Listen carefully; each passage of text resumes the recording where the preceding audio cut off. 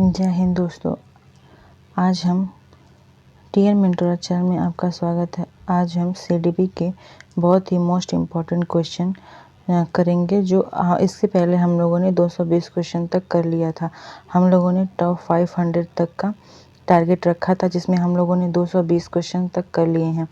आप लोग हमारा पुराना वीडियो जाकर रिविजिट कर सकते हैं पार्ट 1, और इसमें पार्ट 2 है। यहाँ से 230 क्वेश्चन से लेकर 500 क्वेश्चन तक आज हम लोग रिवीजन करेंगे। ये टॉप सिलेक्टेड क्वेश्चन हैं जो 2011 से 2021 तक बार बार क्वेश्चंस पूछे जा चुके हैं किसी न किसी शिफ्ट में। तो चलिए स्टार्ट करते हैं। हमारा क्वेश्चन है पहला,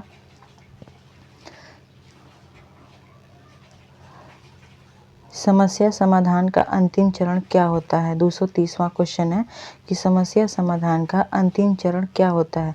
तो समस्या समाधान का अंतिम चरण मूल्यांकन करना होता है।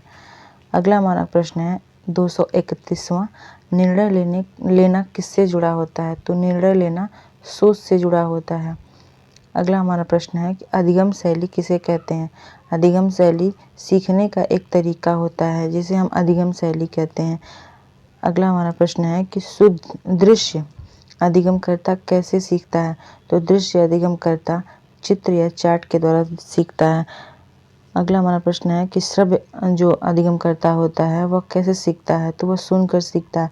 श्रव्य मतलब सुनकर सीखना होता है जिसे हम श्रव्य अधिगम भी कहते हैं। अगला हमारा प्रश्न है 235वां क्वेश्चन, क्रियात्मक अधिगमकर्ता कैसे सीखता है। तो क्रियात्मक अधिगमकर्ता करके सीखेगा, स्वयं करके सीखेगा। अगला हमारा प्रश्न है कि बहुसंवेदी शिक्षण का क्या लाभ है। तो बहुसंवेदी शिक्षण का लाभ होता है कि बेहतर समझ के लिए बहुशिक्षण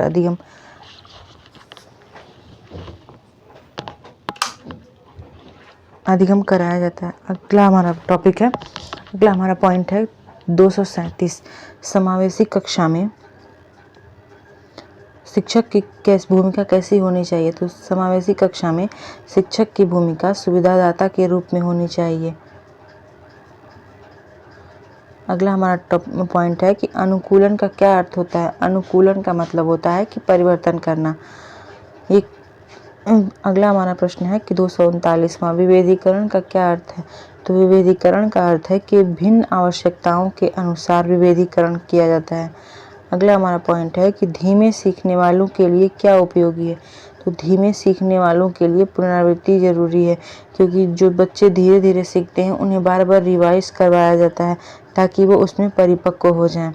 अगला हमारा पॉइंट है 241वां, कि प्रतिभाशाली बालक के लिए क्या उपयोगी है। तो प्रतिभाशाली बालक के लिए समृद्ध कार्य जरूरी है।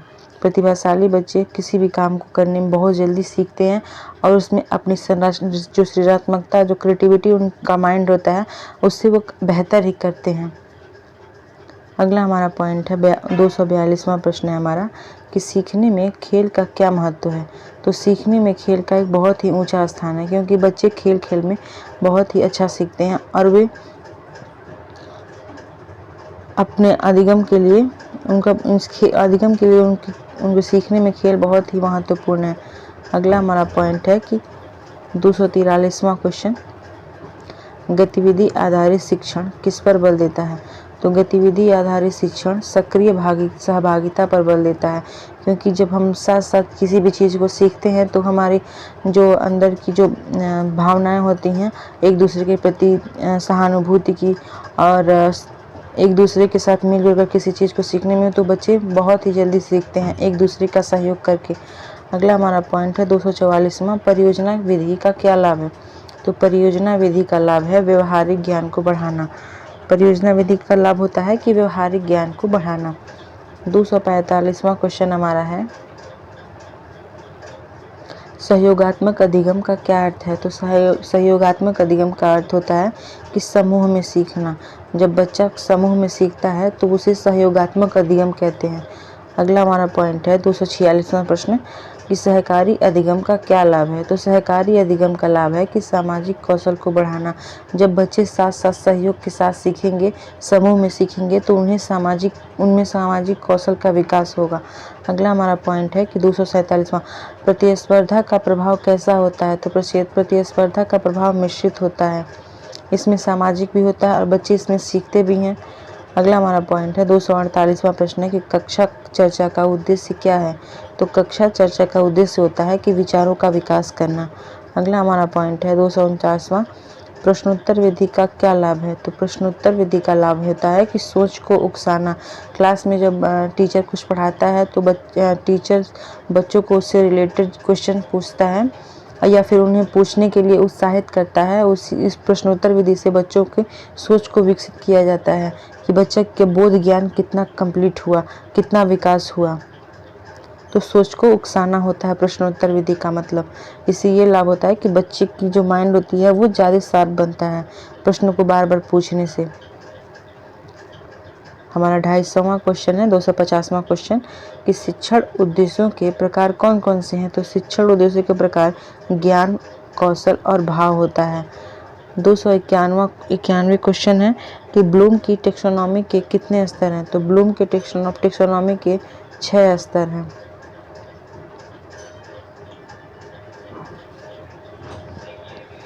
252वां क्वेश्चन, ज्ञान स्तर का उदाहरण क्या है। तो ज्ञान स्तर का उदाहरण है परिभाषा बताना। परिभाषा बताएंगे तो बच्चों को ज्ञान का स्तर ऊंचा लेवल तक जाएगा।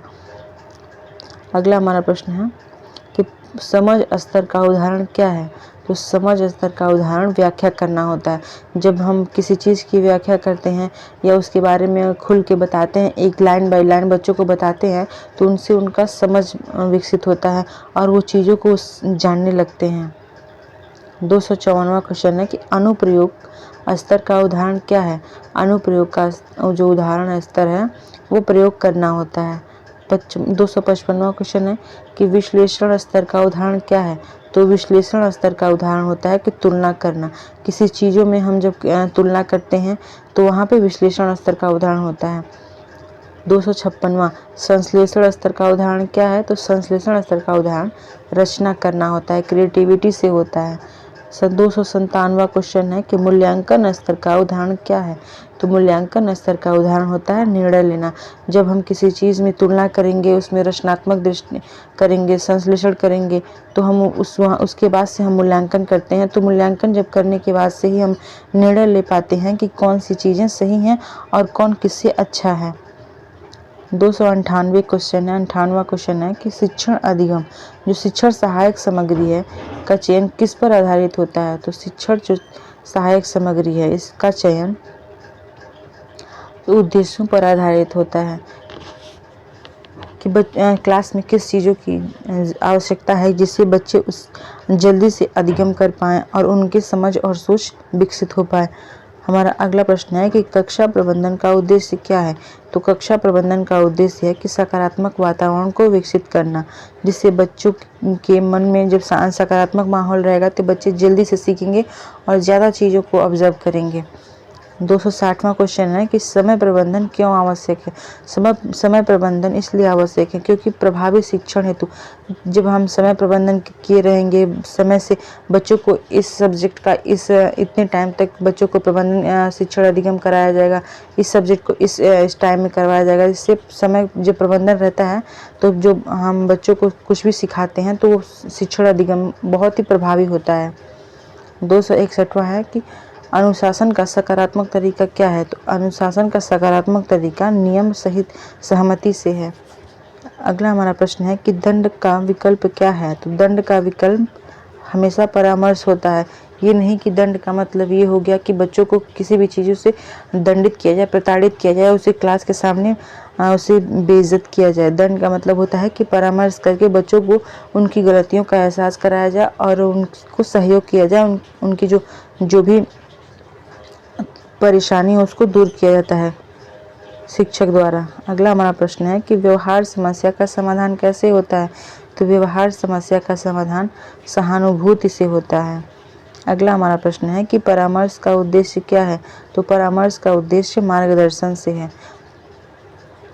अगला हमारा प्रश्न है कि कैरियर मार्गदर्शन कब आवश्यक है? तो कैरियर मार्गदर्शन किशोरावस्था में आवश्यक है, क्योंकि जब बच्चे जब 10-12 साल के हो जाते हैं, 12-13 साल 14 साल, जब टीनेज उन लोग का ख़त्म हो जाता है तो बच्चे किशोरावस्था में चले जाते हैं। उससे वहाँ उनके उसके बाद से बच्चों को ये बताया जाता है कि तुम्हें ये चीज़, उनको मार्गदर्शन दिया जाता है कि तुम इस फील्ड में तुम्हें किस चीज़ में रुचि है, तुम उस फील्ड में जाओ, और उन्हें बताया जाता है कि कैसे कैसे तुम्हें इस चीज़ों के लिए अपनी तैयारी को मजबूत करना है। अगला हमारा प्रश्न है कि अभिभावक सहभागिता का क्या लाभ होता है? तो अभिभावक सहभागिता का लाभ बेहतर प्रगति के लिए होता है। अगला हमारा प्रश्न है कि विद्यालय समुदाय संबंध क्यों ज़रूरी है? तो विद्यालय समुदाय संबंध समर्थन के लिए ज़रूरी है। अगला हमारा प्रश्न है कि मूल्य शिक्षा का समावेश कैसे होता है?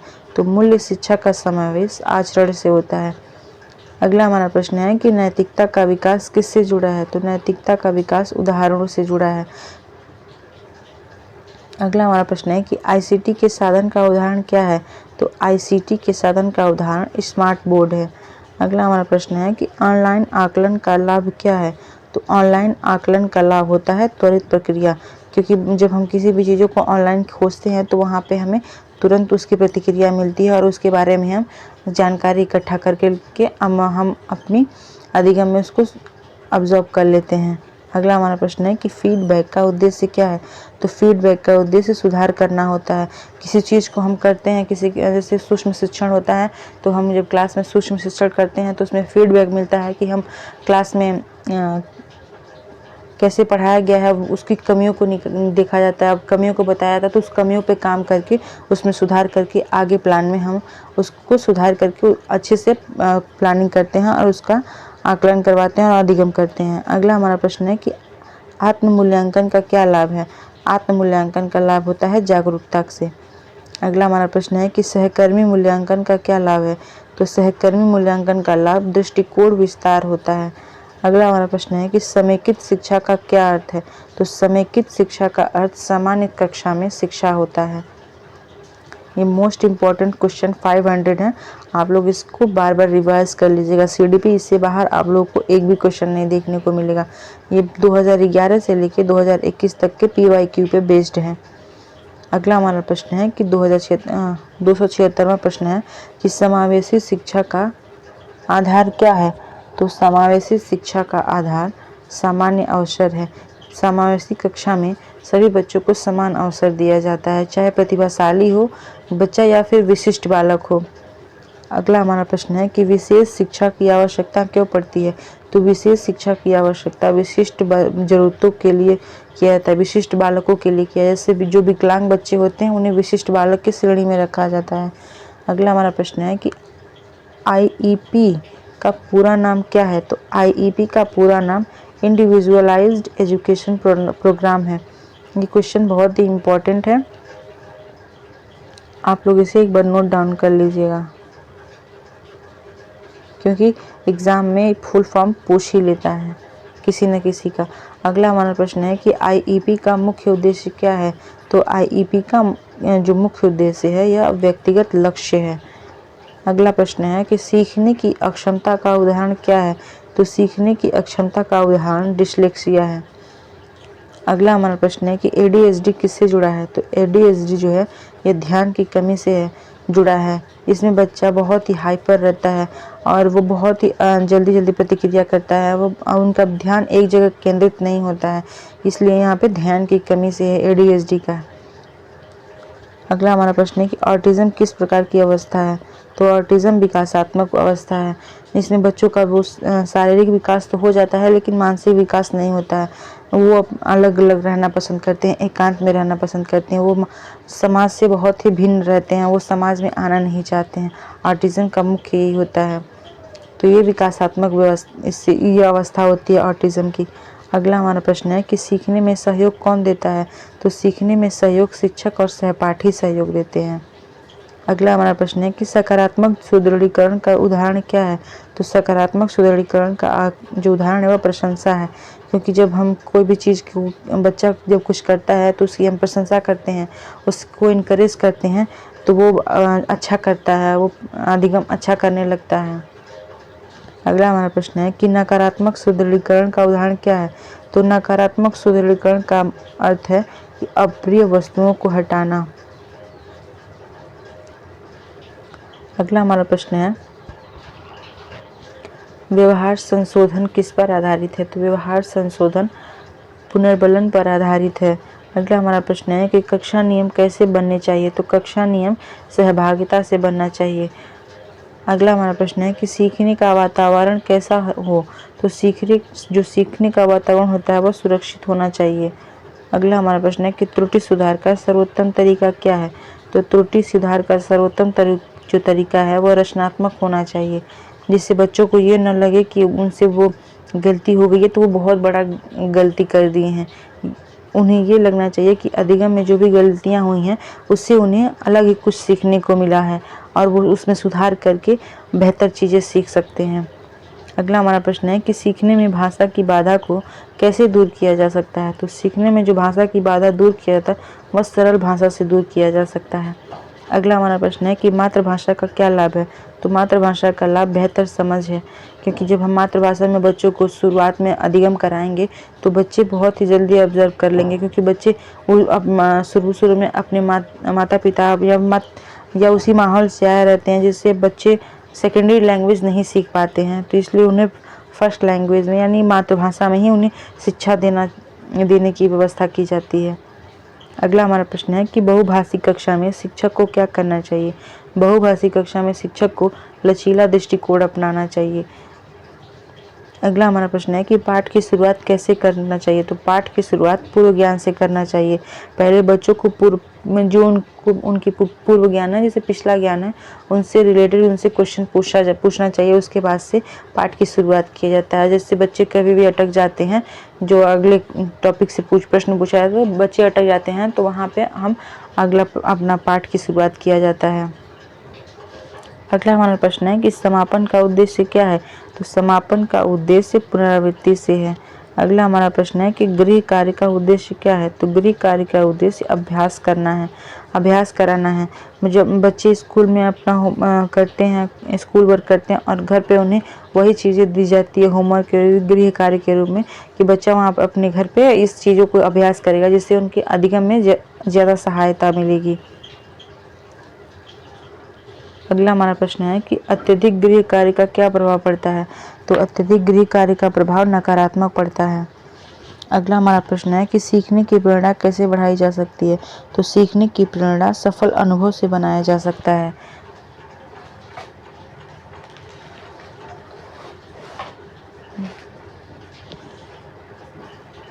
अगला हमारा प्रश्न है कि शिक्षक विद्यार्थी संबंध कैसा होना चाहिए। तो शिक्षक विद्यार्थी का संबंध सकारात्मक होना चाहिए। प्रभावी शिक्षण कुंजी क्या है।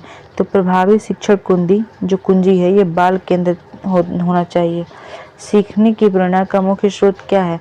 तो सीखने की मुख्य प्रेरणा का स्रोत रुचि से है, क्योंकि जब बच्चा किसी चीज़ों में अपने सीखने में रुचि लेगा तो वो चीज़ें बहुत ही बेहतर हो जाएंगी और वो बच्चा जल्दी से सीखेगा और अपने अधिगम को बेहतर बनाएगा। अगला हमारा प्रश्न है कि रुचि किससे विकसित होती है। तो इंटरेस्ट जिसे हम कहते हैं, तो इंटरेस्ट सफल अनुभव से प्राप्त होता है, विकसित होता है, क्योंकि जब हम किसी चीज़ में हम रुचि लेंगे तो वह सफल अनुभव होगा। जब हम सफल अनुभव होगा। अगला हमारा प्रश्न है कि थकान का अधिगम पर कैसा प्रभाव पड़ता है। तो थकान का अधिगम पर नकारात्मक प्रभाव पड़ता है। 303वां क्वेश्चन है कि ध्यान की अवधि किस पर निर्भर करती है। तो ध्यान की अवधि आयु पर निर्भर करती है। ये बहुत ही इम्पोर्टेंट क्वेश्चन है, आप इसे एक बार 2-3 बार आप लोग इसे जरूर देख लीजिएगा। अगला हमारा प्रश्न है कि प्राथमिक स्तर पर ध्यान की अवधि कैसी होती है। तो प्राथमिक स्तर पर ध्यान की अवधि बहुत ही कम होती है। और किशोरावस्था में ध्यान की अवधि कैसी होती है। तो किशोरावस्था में ध्यान की अवधि जो होती है वह बहुत अधिक होती है। अगला हमारा प्रश्न है 306वां क्वेश्चन कि एकाग्रता बढ़ाने का क्या उपाय है। तो एकाग्रता बढ़ाने का उपाय है गतिविधि आधारित शिक्षण। अगला हमारा प्रश्न है कि शिक्षण में जो पुनरावृत्ति होता है उसका क्या महत्व है। तो अधिगम में जो पुनरावृत्ति होती है उसका महत्व स्थायित्व से है। अगला हमारा प्रश्न है कि भूलने का मुख्य कारण क्या है। तो भूलने का मुख्य कारण अभ्यास की कमी है। जब हम किसी चीज़ को भूल जाते हैं तो इसका मतलब हम उस चीज़ का अभ्यास नहीं किए रहते हैं, इसलिए हम उस चीज़ों को भूलते हैं। अगला हमारा प्रश्न है कि स्मृति वृद्धि का सर्वोत्तम उपाय क्या है? तो स्मृति वृद्धि का सर्वोत्तम उपाय है जो समझ है उसको विकसित करना। अगला हमारा प्रश्न है कि रटने की प्रवृत्ति कैसी होती है? तो रटने की प्रवृत्ति अस्थायी होती है, क्योंकि जब हम चीज़ों को समझने के बजाय रटने पर ज़्यादा ध्यान देंगे तो वहाँ चीज़ हमें याद नहीं रहेगी, वह अस्थायी रहती है और वो हमारे दिमाग से बहुत जल्दी हट जाती है। और वही चीज़ें हम जब उसको समझ करके पढ़ेंगे तो वो हमारी चीज़ों में अस्थायी हो जाएगी, जम जाएगा। जब हम उस चीज़ों को दोबारा करने जाएंगे तो वो हमें तुरंत रिकॉल हो जाएगा। अगला हमारा प्रश्न है कि सार्थक अधिगम का आधार क्या है? तो सार्थक अधिगम का आधार समझ है। अगला हमारा प्रश्न है कि अधिगम में अवरोध का उदाहरण क्या है? तो अधिगम में अवरोध का उदाहरण भय है, क्योंकि जब हम अधिगम करते हैं तो हमें किसी चीज़ का भय हो जाता है तो वो हमें अधिगम में आगे नहीं बढ़ने देता, हमें सीखने में बाधा डालता है। जो भय है इसे हमें दूर करना चाहिए। अगला हमारा प्रश्न है कि परीक्षा का जो भय है क्या प्रभाव डालता है? तो परीक्षा का जो भय है इसका प्रभाव प्रदर्शन घटता है। अगला हमारा प्रश्न है कि भय मुक्त वातावरण से क्या होता है? तो भय मुक्त वातावरण से बेहतर सीख होता है, और जब भय मुक्त वातावरण रहता है तो हम चीज़ों को बेहतर सीखते हैं, समझते हैं और उसको अपने माइंड में बहुत ही अच्छे से अस्थायी कर लेते हैं। अगला हमारा प्रश्न है कि सुदृढ़ीकरण का क्या अर्थ है? तो सुदृढ़ीकरण का अर्थ होता है प्रोत्साहन। अगला हमारा प्रश्न है 316वां क्वेश्चन, सुदृढ़ीकरण का उद्देश्य क्या होता है? सुदृढ़ीकरण का उद्देश्य होता है व्यवहार दोहराना। अगला हमारा प्रश्न है कि निरंतर सुदृढ़ीकरण का कब उपयोगी होता है? तो निरंतर सुदृढ़ीकरण प्रारंभिक अधिगम में उपयोगी होता है। अगला हमारा प्रश्न है कि आंशिक सुदृढ़ीकरण कब उपयोगी होता है? तो आंशिक जब सुदृढ़ीकरण होता है वह अस्थायी व्यवहार में होता है। अगला हमारा प्रश्न है दंड और सुदृढ़ीकरण में क्या अंतर है? तो दंड नकारात्मक होता है और सुदृढ़ीकरण सकारात्मक होता है। अगला हमारा प्रश्न है कि सामाजिक सुदृढ़ीकरण का क्या उदाहरण है? तो जो समाज में सुदृढ़ीकरण होता है वो प्रशंसा से होता है। अगला हमारा प्रश्न है कि भौतिक सुदृढ़ीकरण का क्या उदाहरण है? तो भौतिक सुदृढ़ीकरण का उदाहरण है इनाम से। ये क्वेश्चन टॉप 500 क्वेश्चन है, आप लोग इसे एक बार ज़रूर रिवाइज कर लीजिएगा। और जो मैंने पार्ट 1 में वीडियो में CDP में डाला है वो 210 या 220 क्वेश्चन तक है, बाकी पार्ट 2 इसमें हम लोग 500 क्वेश्चन तक करेंगे, 230 से 500 क्वेश्चन तक करेंगे। ये most important top selected question 500 हैं जो आपको एग्ज़ाम में बहुत ही हेल्पफुल रहेगा, चाहे पेपर फर्स्ट हो या पेपर सेकेंड हो। आप लोग इसे एक बार ज़रूर देखिएगा। अगला हमारा प्रश्न है कि आत्म सुदृढ़ीकरण का क्या मतलब है? तो आत्म सुदृढ़ीकरण का मतलब है कि स्वयं की प्रशंसा करना। अगला हमारा प्रश्न है कि अधिगम में अनुकूलन का महत्व कैसा होता है? तो अधिगम में अनुकूलन का महत्व उच्च होता है। अगला हमारा प्रश्न है कि मॉडल शिक्षा का प्रभाव किस पर पड़ता है? तो मॉडल शिक्षा का प्रभाव व्यवहार पर पड़ता है। यहाँ पे आप लोगों के समय को बचाने के लिए वन लाइनर में क्वेश्चंस लाया गया है, जिससे आप लोग की समय बचे और आप लोग ज़्यादा से ज़्यादा क्वेश्चंस को रिवाइज कर सकें। अगला हमारा प्रश्न है कि आदर्श व्यवहार से क्या होता है? तो आदर्श व्यवहार से अनुकरण होता है। अगला हमारा प्रश्न है कि नैतिक शिक्षा का सर्वोत्तम माध्यम क्या है? तो नैतिक शिक्षा का सर्वोत्तम माध्यम आदर्श उदाहरण है। अगला हमारा प्रश्न है कि मूल्य किससे सिखाए जाते हैं? तो मूल्य आचरण से सिखाए जाते हैं। अगला हमारा प्रश्न है कि सहानुभूति से कक्षा में क्या बढ़ता है? तो सहानुभूति से कक्षा में विश्वास बढ़ता है। अगला हमारा प्रश्न है कि विश्वासपूर्ण वातावरण का क्या लाभ है? तो विश्वासपूर्ण वातावरण का लाभ सक्रिय सहभागिता है। अगला हमारा प्रश्न है कि कक्षा सहभागिता का क्या अर्थ है? तो कक्षा सहभागिता का अर्थ सक्रिय भागीदारी है। अगला हमारा प्रश्न है कि प्रश्न पूछने से क्या बढ़ता है? तो प्रश्न पूछने से सोच बढ़ता है, हमारी बुद्धि का विकास होता है और हम चीज़ों को ऑब्जर्व करने में ज़्यादा बेहतर होते जाते हैं। अगला हमारा प्रश्न है कि खुला प्रश्न किसे कहते हैं? तो खुला प्रश्न हम अनेक उत्तरों वाला कहते हैं, जैसे अपसारी, जिसे डाइवर्जेंट थिंकिंग भी कहते हैं। अगला हमारा प्रश्न है कि बंद प्रश्न किसे कहते हैं? तो बंद प्रश्न सीमित उत्तर वाला या एक उत्तर वाला, जिसे अभिसारी कहते हैं। अगला हमारा प्रश्न है कि उच्च स्तरीय प्रश्न किससे जुड़ा है? तो उच्च स्तरीय प्रश्न विश्लेषण से जुड़ा है। अगला हमारा प्रश्न है कि निम्न स्तरीय प्रश्न किससे जुड़ा है? तो निम्न स्तरीय प्रश्न स्मरण से जुड़ा है। अगला हमारा प्रश्न है कि प्रभावी प्रश्न की विशेषता क्या है? तो प्रभावी प्रश्न की विशेषता ये है कि वो स्पष्ट उत्तर मिलता है। अगला हमारा प्रश्न है कि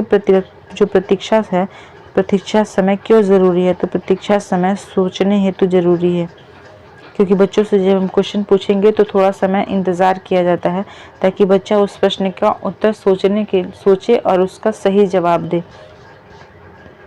अगला हमारा प्रश्न है कि गलत उत्तर पर शिक्षक को क्या करना चाहिए? तो गलत जब उत्तर आता है तो शिक्षक को सुधारात्मक प्रतिक्रिया देनी चाहिए। ये नहीं कि उसे डांट करके बैठा दें और उसे कहें कि तुमने गलत बताया और उसे सजा दें। नहीं, उसे सुधारात्मक प्रतिक्रिया देना चाहिए। नहीं, तुमने गलत उत्तर दिया है, इसका उत्तर ये होगा, या फिर उससे रिलेटेड कुछ और क्वेश्चंस पूछने चाहिए। अगला हमारा प्रश्न है कि फीडबैक कितने प्रकार के होते हैं? तो फीडबैक 2 प्रकार के होते हैं। अगला हमारा प्रश्न है कि सकारात्मक फीडबैक का प्रभाव क्या होता है? तो सकारात्मक फीडबैक का प्रभाव प्रेरणा होता है, मोटिवेटेड होता है।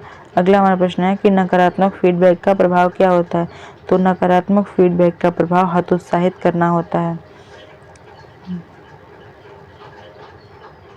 अगला हमारा प्रश्न है कि रचनात्मक फीडबैक कैसे होता है? तो रचनात्मक जो फीडबैक है वो सुधारात्मक होता है। अगला हमारा प्रश्न है कि आत्मनियंत्रण का विकास कैसे किया जा सकता है? तो आत्मनियंत्रण का विकास जो है यह अभ्यास से किया जा सकता है।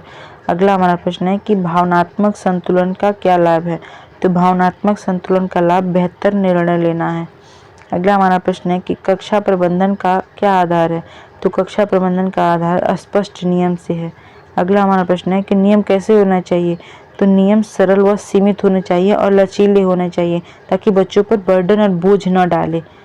अगला हमारा प्रश्न है कि नियम बनाने में किसकी भागीदारी होती है? तो नियम बनाने में भागीदारी विद्यार्थी की होती है।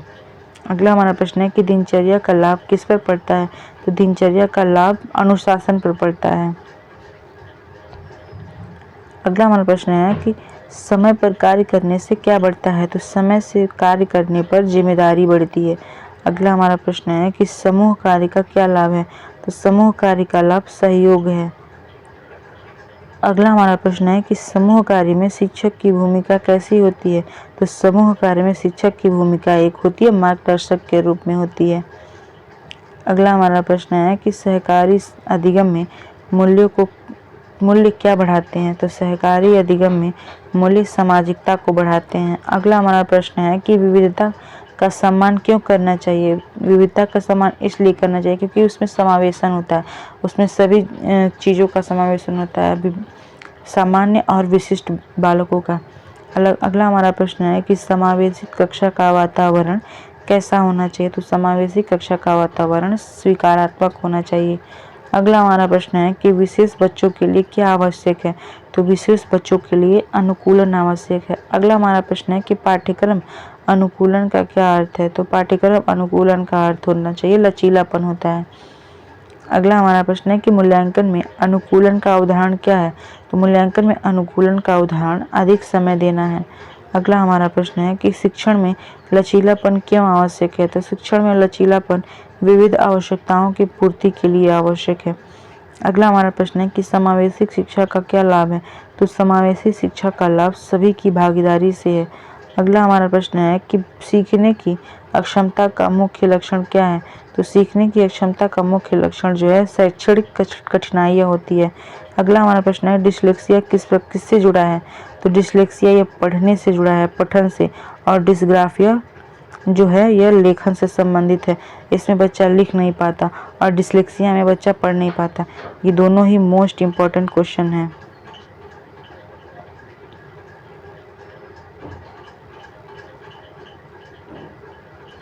ये दोनों वो मोस्ट इम्पॉर्टेंट क्वेश्चन है, आप लोग इसे पढ़ लीजिएगा क्योंकि ये सीटेट में और यूपीटेट या सुपरटेट हो गया, इसमें से क्वेश्चन बहुत ही पूछता है। ये क्वेश्चन भी बहुत ही इम्पोर्टेंट है। डिस्कैलकुलिया मतलब गणना से है, गणितीय अक्षमता से है। शीघ्र पहचान का लाभ क्या है? तो शीघ्र पहचान की लाभ जो है ये समय पर सहायता मिलने से है। अगला हमारा प्रश्न है कि सुधारात्मक शिक्षण का उद्देश्य क्या है? तो सुधारात्मक शिक्षण का उद्देश्य होता है कि कमियों को दूर करना और उनके अधिगम में सहायता प्रदान करना। आईईपी किसके लिए बना है? तो जो आईईपी है यह विशेष आवश्यकता वाले बच्चों के लिए बना है। अगला हमारा प्रश्न है कि बहुविषयक टीम में कौन होते हैं? तो बहुविषयक टीम में शिक्षक और अभिभावक होते हैं। अगला हमारा प्रश्न है कि अभिभावक सहयोग का लाभ क्या है? तो अभिभावक सहयोग का लाभ निरंतरता से है। अगला हमारा प्रश्न है कि घर विद्यालय समन्वय क्यों जरूरी है? तो घर विद्यालय में जो समन्वय होता है वह समान दृष्टिकोण विकसित करने के लिए होता है। अगला हमारा प्रश्न है कि परामर्श का लाभ क्या है? तो परामर्श का लाभ होता है भावनात्मक सहयोग से। अगला हमारा प्रश्न है मार्गदर्शन और परामर्श में क्या अंतर है? तो मार्गदर्शन और परामर्श का जो अंतर है ये सूचना से है और परामर्श मतलब सहायता से है। अगला हमारा प्रश्न है कि कैरियर निर्माण कब महत्वपूर्ण है? तो कैरियर निर्माण किशोरावस्था में महत्वपूर्ण है, क्योंकि बच्चों को यहीं से उनको कैरियर निर्माण में सहायता दिया जाता है कि उनसे ये सलाह दिया जाता है, सूचना दिया जाता है, मार्गदर्शित किया जाता है कि बच्चा किस क्षेत्र में जाना चाहता है, उसमें उसको किस क्षेत्र में रुचि है। अगला हमारा प्रश्न है कि रुचि परीक्षण का उद्देश्य क्या है? तो रुचि परीक्षण का उद्देश्य क्षमता की पहचान है। अगला हमारा प्रश्न है कि योग्यता का क्या अर्थ है? तो योग्यता का अर्थ संभावित क्षमता से है।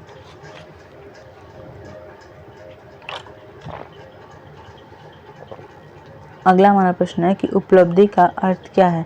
उपलब्धि का अर्थ होता है वर्तमान प्रदर्शन करना।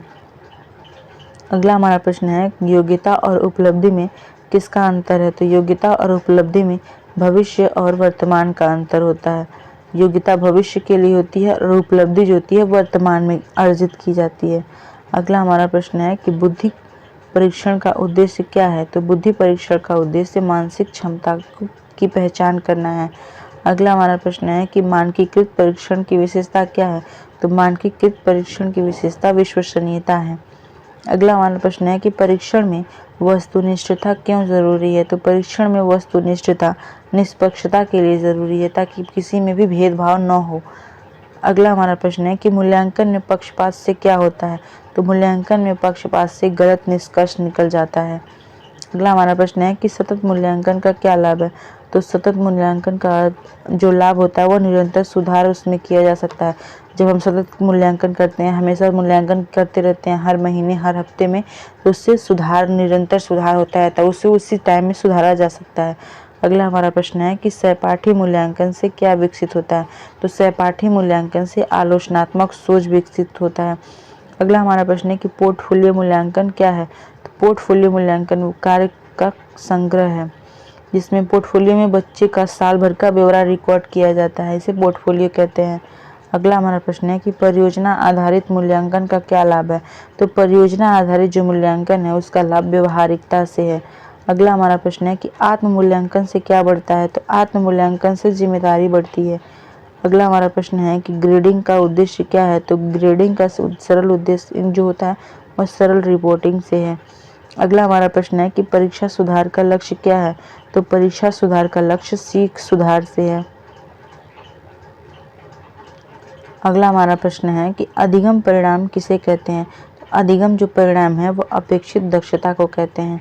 अगला हमारा प्रश्न है कि दक्षता आधारित शिक्षण का जो फोकस है वो किस पर होता है? तो दक्षता आधारित जो शिक्षण होता है उसका मेन फोकस कौशल पर होता है कि बच्चे के अंदर कौन सा कौशल है और उसमें वो किस में रुचि ले रहा है, किस में इंटरेस्टेड है। अगला हमारा प्रश्न है कि जीवन कौशल का उदाहरण क्या है? तो जीवन कौशल का उदाहरण समस्या समाधान से है।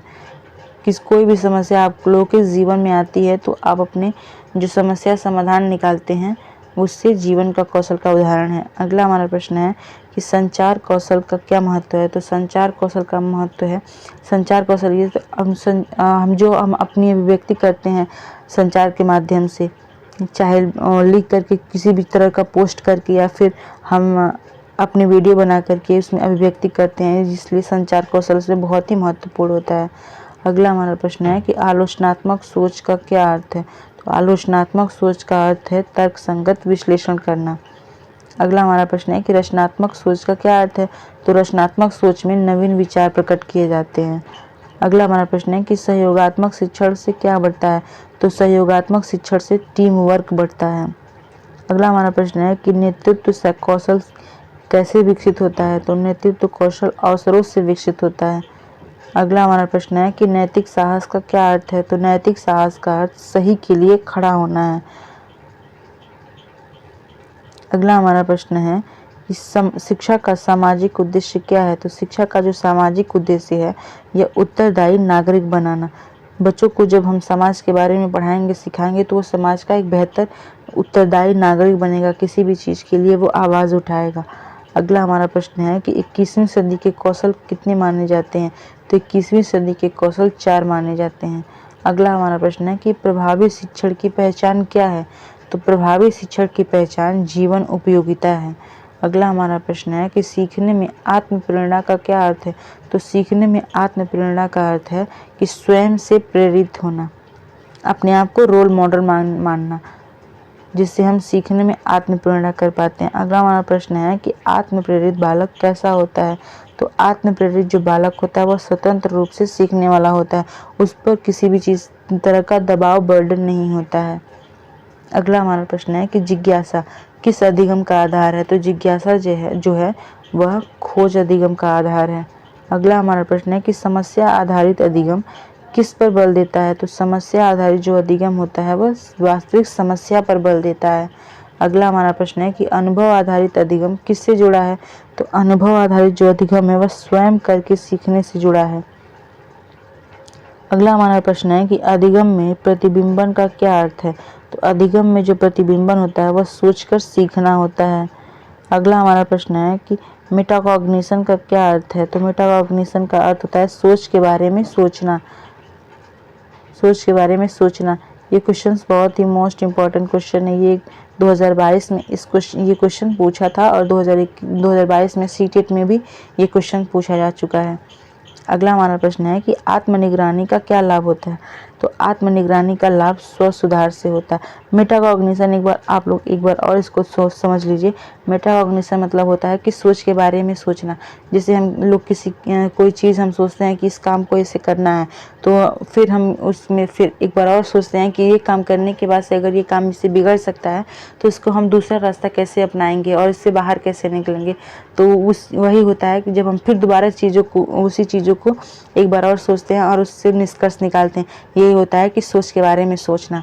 अगला हमारा प्रश्न है कि लक्ष्य निर्धारण से क्या बढ़ता है? तो लक्ष्य निर्धारण से प्रेरणा बढ़ता है। अगला हमारा प्रश्न है कि लघु लक्ष्य क्यों आवश्यक है? तो लघु लक्ष्य सफल अनुभव के लिए आवश्यक है। अगला हमारा प्रश्न है कि असफलता को कैसे देखना चाहिए? तो असफलता को सीख के अवसर के रूप में देखना चाहिए।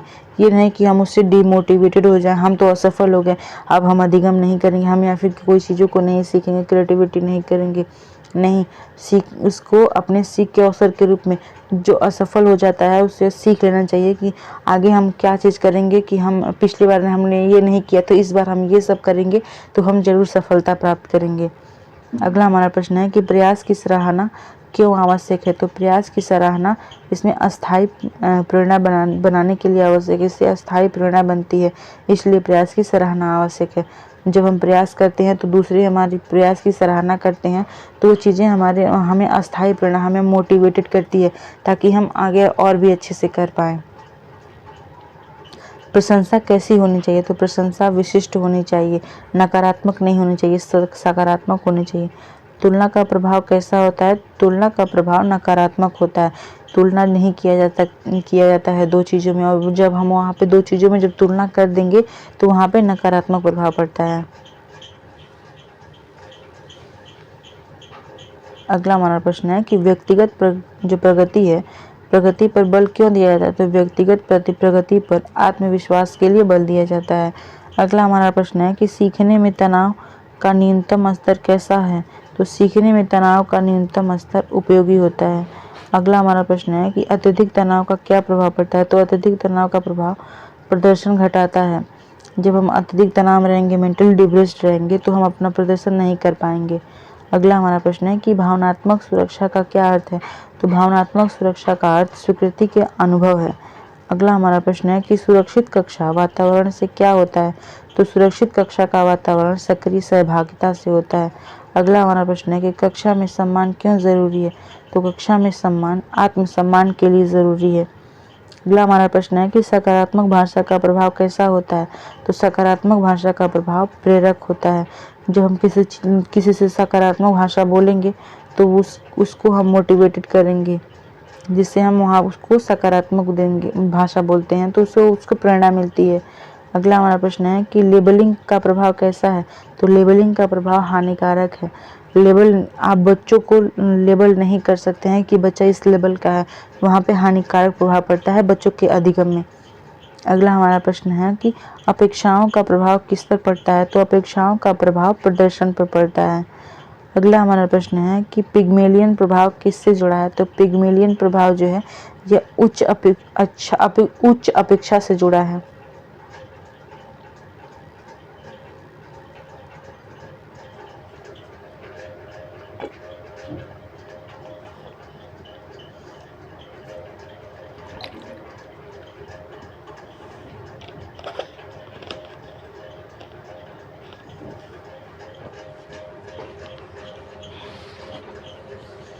अगला हमारा प्रश्न है कि आत्म जो पूर्ति होती है वो भविष्यवाणी का क्या अर्थ है? तो आत्मपूर्ति भविष्यवाणी का अर्थ है कि अपेक्षा का सच होना।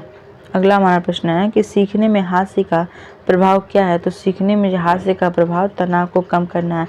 जब हम सीखते हैं, सीखते सीखते जैसे बोरियत हो जाती है तो शिक्षक जो कक्षा में थोड़ा सा हंसी मजाक का माहौल जो पैदा करता है कि बच्चों में तनाव कम हो, जिससे अधिगम बेहतर हो और उन्हें सीखने में सहायता मिले, उन्हें प्रेरणा मिल सके। अगला हमारा प्रश्न है कि खेल में क्या विकसित होता है? तो खेल से सामाजिक कौशल विकसित होता है, सहभागिता बढ़ती है और उनमें भावनात्मक जो दृष्टिकोण उनका विकास होता है। अगला हमारा प्रश्न है कि कला एकीकरण का क्या लाभ है? तो कला एकीकरण का लाभ होता है कि रुचि को बढ़ाना, उनके इंटरेस्ट को जगाना। अगला हमारा प्रश्न है कि संगीत का प्रभाव किस पर पड़ता है? तो संगीत का प्रभाव भावनाओं पर पड़ता है। अगला हमारा प्रश्न है कि शारीरिक गतिविधि का क्या लाभ है? तो शारीरिक गतिविधि का लाभ एकाग्रता बढ़ाती है। अगला हमारा प्रश्न है कि समग्र विकास का क्या अर्थ है? तो समग्र विकास का अर्थ सभी पक्षों का विकास है। अगला हमारा प्रश्न है कि शारीरिक विकास का महत्व क्या है? तो शारीरिक विकास का महत्व स्वस्थ शरीर से है। अगला हमारा प्रश्न है कि मानसिक विकास किससे जुड़ा हुआ है?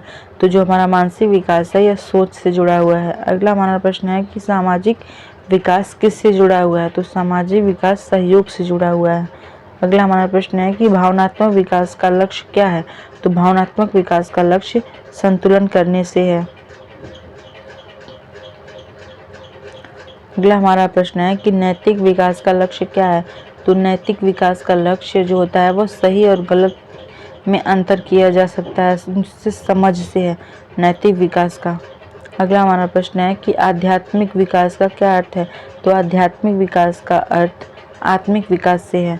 अगला हमारा प्रश्न है कि मूल्यांकन शिक्षा कब प्रभावी होती है? मूल्य शिक्षा कब प्रभावी होती है? तो मूल्य शिक्षा व्यवहार से प्रभावित होती है। अगला हमारा प्रश्न है कि छिपा हुआ पाठ्यक्रम हिडन करिकुलम क्या है? तो अनौपचारिक सीख है। छिपा हुआ पाठ्यक्रम अनौपचारिक सीख है। अगला हमारा प्रश्न है कि विद्यालय संस्कृति का प्रभाव किस पर है? तो विद्यालय संस्कृति का प्रभाव जो होता है वह व्यवहार निर्माण पर पड़ता है। अगला हमारा प्रश्न है कि शिक्षक का व्यक्तित्व किससे प्रभावित होता है? तो शिक्षक का जो व्यक्तित्व है यह विद्यार्थी को प्रभावित करता है।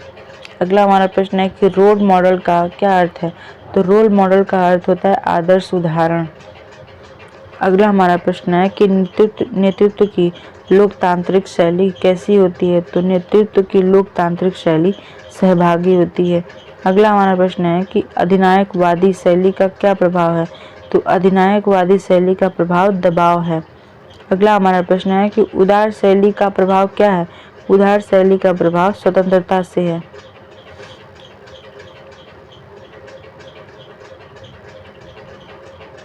अगला हमारा प्रश्न है कि कक्षा में संवाद का उद्देश्य क्या है? तो कक्षा में संवाद का उद्देश्य समझ को बढ़ाने से है। अगला हमारा प्रश्न है कि सक्रिय श्रवण का क्या अर्थ है? तो सक्रिय श्रवण का अर्थ होता है ध्यान से सुनना। अगला हमारा प्रश्न है कि गैर मौखिक संचार का उदाहरण क्या है? तो गैर मौखिक संचार का उदाहरण हाव भाव से, जैसे बच्चे इशारों में क्लास में जब नकल करना होता है तो वो इशारों में बात करते हैं, जैसे हाव भाव से होता है कि गैर मौखिक संचार, वो बोलते नहीं है, बस हाथ से इशारा करते हैं या फिर सर से, अपने शरीर से इशारा करते हैं कि इस चीज़ों की आवश्यकता है या फिर इस चीज़ों की हमें ज़रूरत है। अगला हमारा प्रश्न है कि प्रतिक्रिया का सही समय कब है? तो प्रतिक्रिया का सही समय तुरंत होता है। अगला हमारा प्रश्न है कि सीखने में जो त्रुटि होती है उसका विश्लेषण क्या लाभ है? तो सीखने में जो त्रुटि होती है उसका लाभ सुधार करने से है। अगला हमारा प्रश्न है कि लचीले मूल्यांकन का क्या अर्थ है? तो लचीले मूल्यांकन का अर्थ है विविध तरीकों का उपयोग करना। अगला हमारा प्रश्न है कि वैकल्पिक आकलन का उदाहरण क्या है? तो वैकल्पिक आकलन का उदाहरण पोर्टफोलियो है। अगला हमारा प्रश्न है कि परियोजना का अधिगम से क्या बढ़ता है? परियोजना अधिगम से व्यवहार कौशल बढ़ता है। अगला हमारा प्रश्न है कि सहयोगी आकलन का क्या लाभ है? तो सहयोगी आकलन का लाभ है साझा जिम्मेदारी साझा करना। अगला हमारा प्रश्न है अधिगम साक्षी का क्या अर्थ है? तो अधिगम साक्षी का अर्थ प्रदर्शन का प्रमाण से है। अगला हमारा प्रश्न है कि परिमाण जो है, परिमाण आधारित शिक्षा जो है वो फोकस किस पर करता है? तो वह दक्षता पर करता है। परिमाण आधारित शिक्षा दक्षता पर फोकस करता है। अगला हमारा प्रश्न है कि दक्षता का क्या अर्थ है? तो दक्षता का कार्य जो अर्थ होता है कार्य कर सकने की क्षमता से होता है। कोई काम है उसको हम हमारे अंदर कितना गट्स है हम उसको कर लेते हैं, हमारे अंदर जो क्षमता है उसी को दक्षता कहते हैं। अगला हमारा प्रश्न है कि जीवन कौशल शिक्षा क्यों आवश्यक है? तो जीवन कौशल जो शिक्षा है वो व्यवहारिक जीवन के लिए आवश्यक है। अगला हमारा प्रश्न है कि समस्या समाधान का लाभ क्या है? तो समस्या समाधान का लाभ निर्णय क्षमता को बढ़ाना है। अगला हमारा प्रश्न है कि आलोचनात्मक साक्षरता का क्या अर्थ है? तो आलोचनात्मक साक्षरता का अर्थ है तर्कपूर्ण समझ को विकसित करना।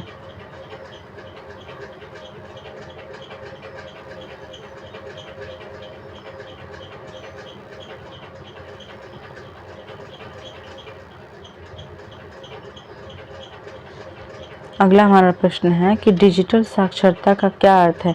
तो डिजिटल साक्षरता का अर्थ तकनीक की समझ से है। अगला हमारा प्रश्न है कि मीडिया साक्षरता का क्या उद्देश्य है? तो मीडिया साक्षरता का अर्थ होता है, उद्देश्य है कि सूचित निर्णय लेना। अगला हमारा प्रश्न है कि साइबर सुरक्षा शिक्षण क्यों आवश्यक है? तो साइबर सुरक्षा जो शिक्षण है यह सुरक्षित उपयोग हेतु आवश्यक है। अगला हमारा प्रश्न है कि ऑनलाइन सीखने की चुनौती क्या है? तो ऑनलाइन सीखने की चुनौती है ध्यान का बार बार भंग होना।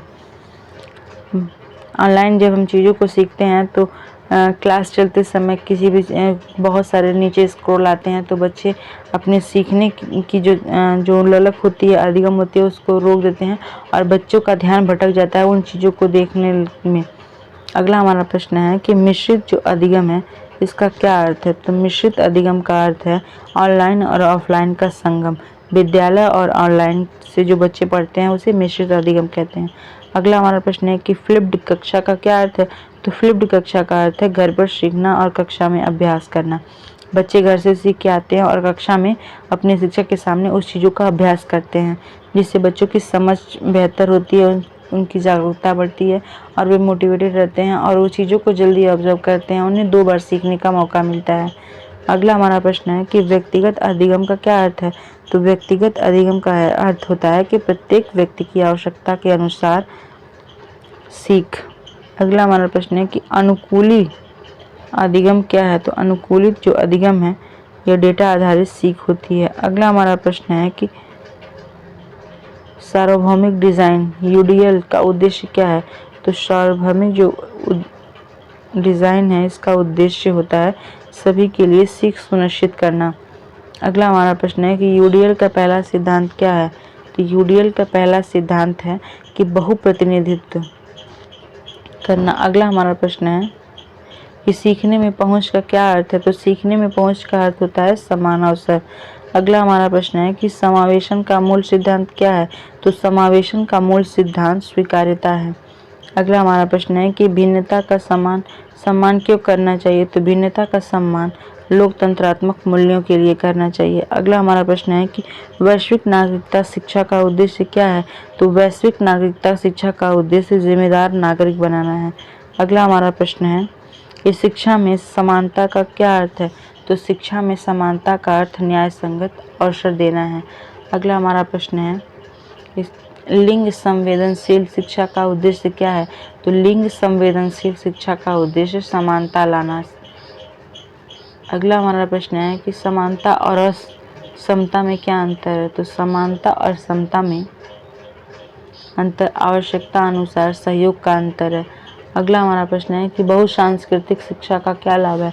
तो बहुसांस्कृतिक शिक्षा का लाभ है सहिष्णुता को बढ़ाना। अगला हमारा प्रश्न है कि स्थानीय ज्ञान का महत्व क्या है? स्थानीय ज्ञान का महत्व सांस्कृतिक जुड़ाव के लिए है। अगला हमारा प्रश्न है कि अनुभवात्मक पाठ्यक्रम का लक्ष्य क्या है? तो अनुभवात्मक पाठ्यक्रम का लक्ष्य जीवन में उपयोगिता से है। अगला हमारा प्रश्न है कि सेवा अधिगम का क्या अर्थ है? तो सेवा अधिगम का अर्थ है सीख और समाज सेवा का संगम। अगला हमारा प्रश्न है कि समुदाय आधारित अधिगम का लाभ क्या है? समुदाय आधारित अधिगम का लाभ वास्तविक अनुभव मिलने से है। अगला हमारा प्रश्न है कि पर्यावरण शिक्षण का क्या उद्देश्य है?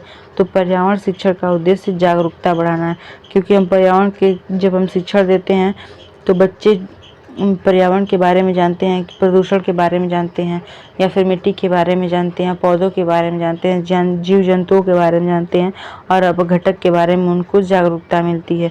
इसलिए पर्यावरण शिक्षण बहुत ही आवश्यक है और उसका उद्देश्य है कि बच्चों में इसके प्रति अवेयरनेस किया जाए, जागरूक किया जाए। अगला हमारा प्रश्न है 483। सतत विकास शिक्षा का क्या लक्ष्य है? तो सतत विकास शिक्षा का लक्ष्य है भविष्य के लिए संसाधनों का संरक्षण। तो हम बच्चों को जब शिक्षा सतत विकास के बारे में बताएंगे तो वो संसाधनों को के बारे में उसका संरक्षण कैसे करना है, उसका उपयोग कैसे करना है, इससे बच्चों में समझ विकसित होगा। अगला हमारा प्रश्न है कि नैतिक नेतृत्व का क्या अर्थ है? तो नैतिक नेतृत्व का अर्थ है मूल्य आधारित निर्णय लेना। अगला हमारा प्रश्न है कि शिक्षण में नैतिकता क्या आवश्यक है? तो शिक्षण में नैतिकता इसलिए आवश्यक है क्योंकि छात्र शिक्षक के बीच विश्वास बढ़ाने हेतु। अगला हमारा प्रश्न है कि पेशेवर विकास का क्या अर्थ है? तो पेशेवर विकास का अर्थ शिक्षक के रूप में लगातार सीखते रहना है। अगला हमारा प्रश्न है कि शिक्षक प्रशिक्षण का उद्देश्य क्या है? तो शिक्षक प्रशिक्षण का उद्देश्य गुणवत्ता सुधार करना है। अगला हमारा प्रश्न है कि आत्मचिंतन से क्या बढ़ता है? तो आत्मचिंतन से शिक्षण की गुणवत्ता बढ़ती है। अगला हमारा प्रश्न है कि आजीवन अधिगम का क्या अर्थ है? तो आजीवन अधिगम का अर्थ होता है कि जीवन भर सीखते रहना, किस नई नई चीज़ों को जीवन भर सीखते रहना, उससे मोटिवेटेड होते रहना और उसमें अपनी क्रिएटिविटी दिखाना या फिर उसमें इंटरेस्टेड होना। शिक्षा का मानवतावादी दृष्टिकोण किस पर केंद्रित है? तो शिक्षा का मानवतावादी जो दृष्टिकोण है वह बालक पर केंद्रित है। पाठ्यक्रम है वह बालक के आधारित होनी चाहिए, बालक केंद्रित होनी चाहिए, बालक के विकास से संबंधित होनी चाहिए और उसको बाल केंद्रित होनी चाहिए। अगला हमारा प्रश्न है कि रचनावादी शिक्षण का आधार क्या है? तो रचनावादी शिक्षण का आधार जो है या पूर्व ज्ञान से है। अगला हमारा प्रश्न है कि अनुभव से कैसे ज्ञान बनता है? तो अनुभव से ज्ञान सक्रिय सहभागिता से बनता है।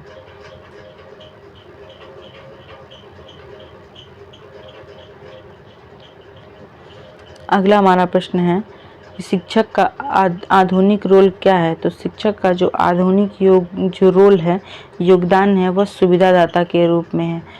अगला हमारा प्रश्न है कि 21वीं सदी के 4C में कौन है? तो 21वीं सदी के 4C में क्रिटिकल, क्रिएटिव, कम्युनिकेशन और सेलिब्रेशन है।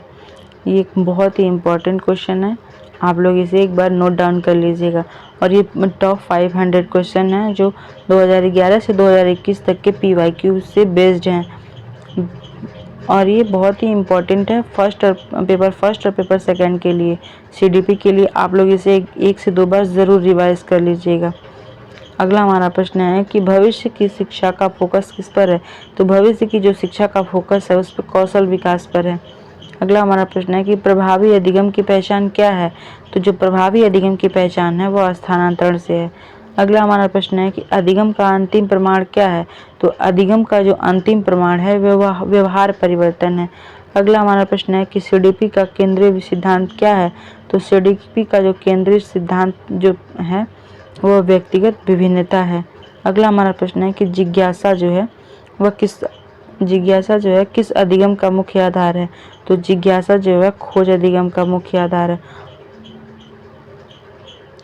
और हमारा आखिरी क्वेश्चन है कि सीखने का सबसे प्रभावी प्रमाण क्या है? तो जो सीखने का सबसे प्रभावी प्रमाण होता है वह व्यवहार में अस्थायी और सकारात्मक परिवर्तन होता है। ये टॉप 500 क्वेश्चन थे सीडीपी के, जो आपके पेपर फर्स्ट और पेपर सेकेंड दोनों में बहुत ही इम्पोर्टेंट हैं। ये क्वेश्चंस आप लोग एक बार नोट डाउन कर लीजिए, देख लीजिएगा, ताकि आपको एग्ज़ाम में बहुत ही हेल्पफुल रहे।